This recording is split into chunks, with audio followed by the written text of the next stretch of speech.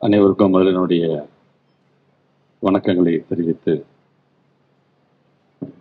செய்யாமல் செய்த உதவிக்கு வையகமும் வானகமும் ஆற்றல் அரிது என்கின்ற வள்ளுவனுடைய வாக்கிற்கு முத்தமிழறிஞர் கலைஞர்களுடைய விளக்க உரை என்பது வாராது வந்த மாமனை என்பது போல் செய்யாமல் செய்த உதவி என்று புகழத்தக்க அரிய உதவி வழங்கப்பட்டால் அதற்கு இந்த வானமும் பூமியும் கூட ஈடாக மாட்டா என்கின்ற அந்த விளக்க உரையோடு நடைபெற்று கொண்டிருக்கின்ற நம்ம ஸ்கூல் நம்ம ஊர் பள்ளி திட்டத்தில் பள்ளிகளில் பல் சுகாதார விழிப்புணர்வு மற்றும் மருத்துவ முகாம் நிறைவு விழாவில் அனைவரும் இங்கே வரவேற்று அமர்ந்திருக்கின்ற எங்களுடைய முதன்மை கல்வி அலுவலர் உயர் திரு பாலமுரளி சார் அவர்களே, தலைமையுரை ஆற்றியிருக்கின்ற மாவட்டத்துடைய ஆட்சித்தலைவர் உயர் திரு பவன்குமார் கிரியப்பன் அவர் ஐஏஎஸ் சார் அவர்களே,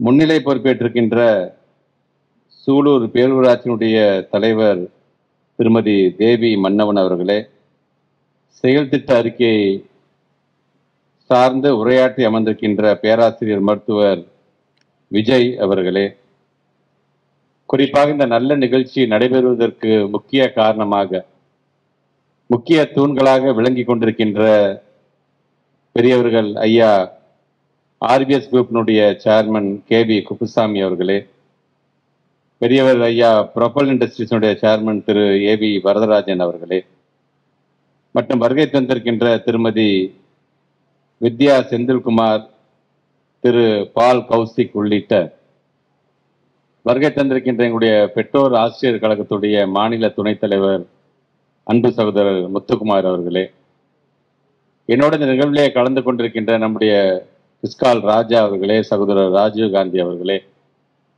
மற்றும் வருகை தந்திருக்கின்ற அனைத்து மருத்துவர்களுக்கும் செவிலியர்களுக்கும் எங்களுடைய பெருமதிப்பிற்குரிய ஆசிரியர் பெருமக்களுக்கும் இந்த ஊர் பொதுமக்களுக்கும் பத்திரிகைத்துறை ஊடகத்துறை சார்ந்திருக்கின்ற நண்பர்களுக்கும் முதலினுடைய வணக்கம். அது என்னன்னு தெரியல, சமீபத்தில் ரொம்ப ரீசெண்டாக பார்த்தீங்கன்னா இந்த சூலூர் என்னை விடாதுன்னு நினைக்கிறேன். ஜூன் மாதம் இதே சூலூரில் ஆண்கள் மேல்நிலை பள்ளியில் நம்முடைய ஐயா நடிகரும் ஓவியருமான சிவகுமார் அவர்கள், அவருடைய மகன் நடிகர் கார்த்திக் அவர்கள் என்று அவர்களோடு ஒரு நிகழ்வுலையை கலந்து கொண்டேன். இப்பொழுது அதே சூலூரில் பெண்கள் மேல்நிலை பள்ளியில் இன்றைக்கு இது போன்ற ஒரு நிகழ்வை நான் கலந்து கொண்டிருக்கிறேன் என்று சொல்லும் பொழுது, சூலூர் என்ன சுற்றி சுற்றி வருதா அல்லது சூலூரை சுற்றி சுற்றி நான் வருகிறேனா என்று சொல்வதை காட்டிலும் சூலூரில் இருக்கின்ற பள்ளிக்கூடத்தையும் பள்ளி மாணவர்களையும் சுற்றி சுற்றி வரக்கூடியவனாக நான் இருக்கிறேன் என்றுதான் நான் பெருமையோடு நான் கருதுகிறேன். ஆக அந்த விதத்தில் இந்த NSNOP-யின் மூலமாக இது போன்ற முகாம்கள் நடைபெறும் பொழுது என்னுடைய எண்ணம் என்பது, பள்ளிகள் மட்டும் புன்னகையோடு இருந்தால் பத்தாது, படிக்கக்கூடிய மாணவர்களும் புன்னகையோடு இருக்க வேண்டும் என்று எண்ணக்கூடிய அளவிற்கு இந்த நிகழ்வு நடைபெறுகிறது என்றே நான் கருதுகின்றேன். நம்ம ஸ்கூல் நம்ம ஊர் பள்ளியின் மூலமாக இந்த CSR ஆக்டிவிட்டிஸ் மூலமாக பார்த்தீங்கன்னா, இன்றைக்கு ஒவ்வொரு பகுதியிலும் ஏதோ ஒரு விதத்தில் ஒரு கட்டிடங்களை நாங்கள் சரி செய்வதாக இருந்தாலும் அல்லது புதிய கட்டிடங்களை கட்டி தருவதாக இருந்தாலும் இதை நாம் செய்து கொண்டிருக்கின்றோம். சரி, பள்ளி கட்டிடங்களை மட்டும் சீர்படுத்தினால் பத்தாது, பள்ளி மாவுடைய பற்களையும் நாம் சீர்படுத்திட வேண்டும் என்கிற எண்ணத்தில் இரண்டு பெரிய மனிதர்கள் நீங்க பேசும்போது சொன்னாங்க பாத்தீங்களா, இதுவரைக்கும் 80 பள்ளிக்கூடத்துல 15,000க்கும் மேற்பட்டிருக்கின்ற மாணவ செல்வங்கள் இன்றைக்கு பயனடைகின்ற வகையில் இன்றைக்கு இந்த மருத்துவ கேம்ப் அவங்க நடத்திட்டு இருக்கிறாங்க அப்படின்னு சொல்லும் பொழுது, நம் அனைவரின் சார்பாக அவங்க 2 பேருக்கும் என்னுடைய நன்றிகளையும் வாழ்த்துக்களையும் பாராட்டுகளையும் நான் தெரிவித்துக் கொள்கின்றேன். இந்த நம்ம ஸ்கூல் நம்ம ஊர் பள்ளி அப்படிங்கிற திட்டம் 2022 ஆண்டு டிசம்பர் மாதம் 19ஆம் தேதி நம்முடைய மாண்பு தமிழ்நாட்டு முதலமைச்சர்களால் தொடங்கப்பட்டது. இந்த CSR ஆக்டிவிட்டி மூலமாக தொடங்கப்படுகின்ற திட்டத்தில் முதல்ல நம்முடைய மாண்பு தமிழ்நாட்டு முதலமைச்சர் அந்த திட்டத்தை தொடங்கி வைத்தது மட்டுமல்ல, அந்த திட்டத்துக்கு முதல்ல என்னுடைய பணம் 5 லட்சம் ரூபாய் நான் தருகிறேன் என்று தன்னுடைய சொந்த நிதியை கொடுத்து ஆரம்பித்து வைத்தவர் மாண்பு தமிழ்நாட்டுடைய முதலமைச்சர் அவர்கள். இன்னைக்கு இதுவரைக்கும் அந்த CSR ஆக்டிவிட்டி மூலமாக பள்ளிக்கல்வித்துறைக்கு மட்டும் அந்த கான்ட்ரிபியூஷனுடைய தொகை நிலவரம் என்ன தெரியுமா? இதுவரைக்கும் 800 கோடி ரூபாய் நம்முடைய பள்ளிக்கல்வித்துறை சார்ந்து வந்திருக்கிறது என்று சொன்னால், அது சார்ந்து நாங்கள் உருவாக்கி வைத்திருக்கக்கூடிய அந்த சிஸ்டம் எவ்வளவு டிரான்ஸ்பரண்டாக இருக்கணும். நான் பணம் தரேன் இந்த பள்ளி கல்வித்துறைக்கு, இந்த ஸ்கூல்ல இதை நீங்க செய்யுங்க என்று சொன்னால், நீங்கள் கொடுக்கும்போது பிஃபோர் ஆஃப்டருக்கான அந்த பிக்சரோட நீங்க கொடுக்கறதுக்கு முன்னாடி இப்படி இருந்துச்சு, இன்னைக்கு இந்த கட்டடத்தை நாங்கள் இப்படி மாத்திருக்கோம், அது உங்களுடைய பங்கு இவ்வளவு இருந்தது என்று அவங்களுக்கு நாங்கள் அதை அப்டேட் பண்றோம். நாங்கள் ஸோ இதெல்லாம் நாங்கள் செய்யும்போது தான் இன்னும் ஒரு நம்பிக்கை வருது. பரவாயில்லப்பா, இந்த சிஸ்டத்துல நம்ம பணம் கொடுத்தோம் என்று சொன்னால் வேறு எதுக்கும் அவங்க டைவெர்ட் பண்ணாம அது எதுக்காக வழங்கப்பட்டதோ அதற்கென்றே அவர்கள் பயன்படுத்துகிறார்கள். எனக்கு என்ன அந்த எண்ணத்தை அவர்களிடம் வழங்குறோம். அதனால தான் இன்னைக்கு வரைக்கும் பார்த்தீங்கன்னா கிட்டத்தட்ட 400க்கும் மேற்பட்டிருக்கிற நிறுவனங்கள் இன்னைக்கு தங்களுடைய பங்கீடை சேர்ந்திருக்கிறது. அந்த 400 நிறுவனங்களை இன்னைக்கு 2 நிறுவனங்களாக இங்கே வருகை தருகிற ஐயாக்கள் இவங்களுடைய நிறுவனம் இன்னைக்கு இணைந்திருக்கிறது என்று தான் நான் பெருமையோடு பார்ப்பேன்.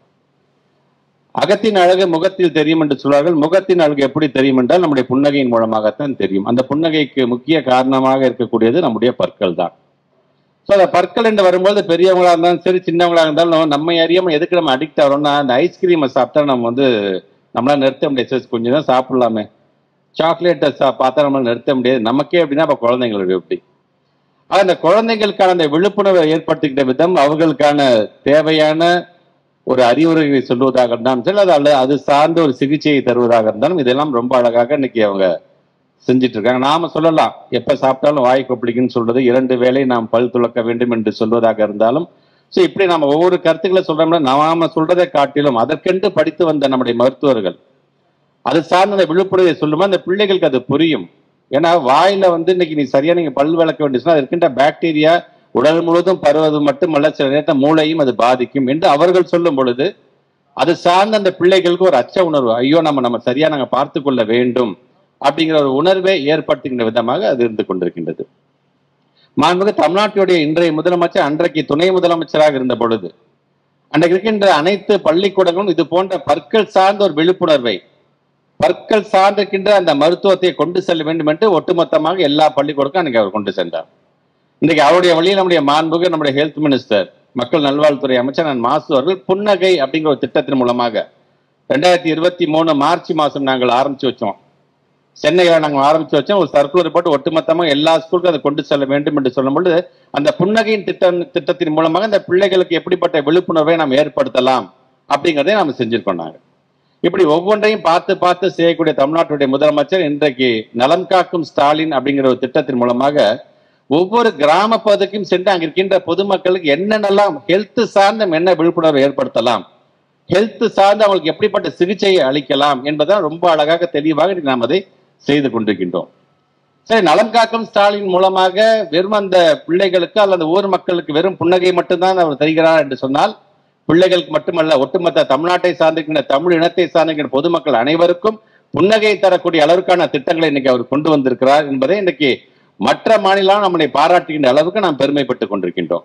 அதனால்தான் நம்முடைய மாண்பு தமிழ்நாட்டு முதலமைச்சர் இப்ப கூட வெளிநாட்டுல இன்னைக்கு காலம்பரம் தான் வந்தபோது அவங்களை ரிசீவ் பண்ணிட்டு அவங்களுடைய வாழ்த்துக்களை பெற்றோடதோட நேரடியாக இந்த ஸ்கூல் இந்த பள்ளிக்கூடத்துக்கு நான் வருகை தந்திருக்கிறேன் அப்படிங்கிறது எனக்கான ஒரு மிகப்பெரிய ஒரு பெருமையாக அதை நான் பார்க்கின்றேன். சரி, அவருடைய வாழ்த்துக்கள் அப்படி வரும்பொழுது இத்தனை நாட்கள் ஜெர்மன் அண்ட் லண்டன்லாம் போயிட்டு கிட்டத்தட்ட 15,000 கோடி ரூபாய்க்கான அந்த முதலீடுகளை பெற்றது மட்டுமல்ல, அதன் மூலமாக ஏறத்தாழ 17,000 இளைய சமுதாயத்திற்கான வேலை வாய்ப்புகளை உருவாக்கி தருகிறார் என்று சொன்னால், அது இந்த பள்ளியில் படிக்கக்கூடிய பிள்ளைகளாக இருந்தாலும் சரி, நாளைக்கு இப்ப அவங்க பள்ளியை படிப்பை முடித்து விட்டு அவர்கள் கல்லூரிக்கு போகும்போது இப்ப நம்ம MOU போட்டிருக்க அந்த 33 கம்பெனிஸ் இங்க அதை ஆரம்பிக்க பொழுது இந்த பிள்ளைங்க கண்டிப்பாக ஒரு கோர்ஸ் முடிச்சு அந்த கம்பெனில போய் சேர்க்கின்ற அளவிற்கான ஒரு மிகப்பெரிய ஒரு திட்டமிடலை நம்முடைய தமிழ்நாட்டு முதலமைச்சர் இன்னைக்கு செய்து கொண்டிருக்கின்றார். அந்த ஒரு நல்ல நாளில் இது போன்ற 2 நல்ல உள்ளங்கள் அவர்கள் செய்திருக்கின்ற அந்த தொண்டுக்கு, அதுவும் சமுதாய தொண்டிற்கு என்னுடைய நன்றிகள். அதுவும் எங்களுடைய ஸ்கூல் ஸ்டூடெண்ட்ஸை நீங்க தேர்ந்தெடுத்ததுக்கு முதல்ல ஒரு பள்ளிக்கல்வித்துறை அமைச்சராக உங்கள் இருவருக்கும் என்னுடைய நன்றிகளை நான் தெரிவித்துக் கொள்கின்றேன். இதற்கான படிப்பை படித்து வந்திருக்கின்ற நம்முடைய மருத்துவர்களாக இருந்தாலும், அவர்களுக்கு உதவியாக இருக்கக்கூடிய நம்முடைய செவிலியர்களாக இருந்தாலும், எவ்வளவு பெரிய படிப்பு படித்தது என்று சொன்னாலும் சரி, நீங்க மிகப்பெரிய கிளினிக் வைக்கலாம், நீங்கள் பல்வேறு பேக்ரவுண்ட்ல இருந்து வந்திருக்கலாம், பணக்காரர்களாக இருக்கலாம், மிடில் கிளாஸா இருக்கலாம், ஆனா ஏதோ ஒரு விசிட்டிங் டாக்டர்ஸா கூட போகலாம், மாதம் கை நிறைய சம்பாதிக்கலாம். ஆனால் அதெல்லாம் இல்லாத திருப்தி எப்ப தெரியுமா வரும்?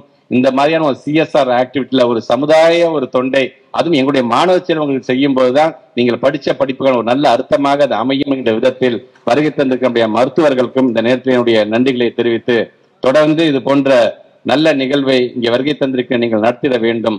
எங்களுடைய இயக்கத்தின் சார்பாக உங்களுக்கு என்னென்ன உதவிகளும் செய்ய முடியுமோ அதையும், துறையின் ரீதியாக என்னென்ன சேவைகளும் எங்களால் செய்ய முடியுமோ அதையும் நாங்கள் செய்வோம் இதே பகுதியை சார்ந்திருக்கின்ற எங்களுடைய இயக்கத்தை சார்ந்திருக்கின்ற அண்ணன் தளபதி முருகேசன் அவர்களும் வந்திருக்கிறார்.